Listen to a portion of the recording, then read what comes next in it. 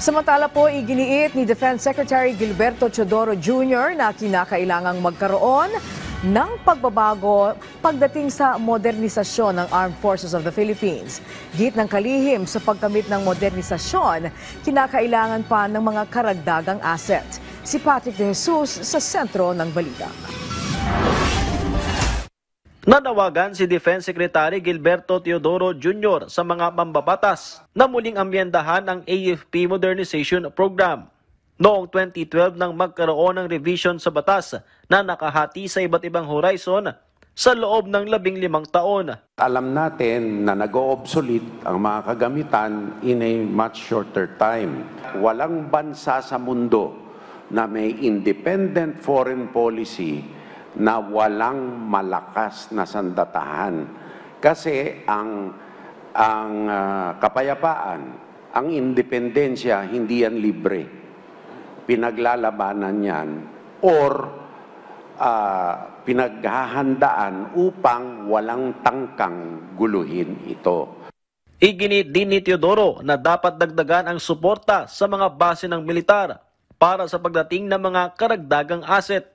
Sa sona ng Pangulo, tiniyak niyang patuloy na tututukan ang modernisasyon ng militar.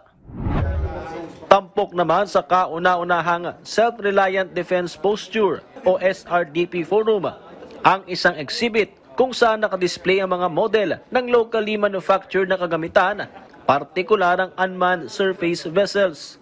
Isa sa prioridad para sa revitalized SRDP ang mga drone dahil na rin sa mga makabagong banta sa ngayon na suportado naman ng isang eksperto.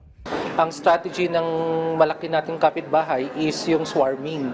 If we multiply this, at least we can counter them when it comes to swarming strategy. And at the same time, if we can perfect it, there's a possibility for the Philippines to at least export some of these products.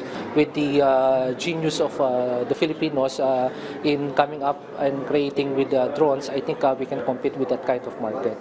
Malaki ang tiwala sa kakayahan ng mga Pinoy sa paggawa ng mga ganitong kapabilidad na palalakasin pa ng SRDP.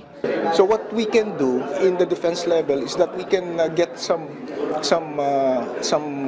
investors that would like to and would be interested to invest to those technologies coming from schools. We have very good or very brilliant scientists and engineers, and of course the resources of what we have here in the Philippines.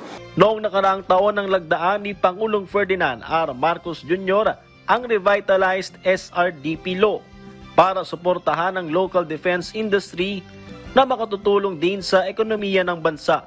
Patrick De Jesus para sa Pambansang TV sa Bagong Pilipinas.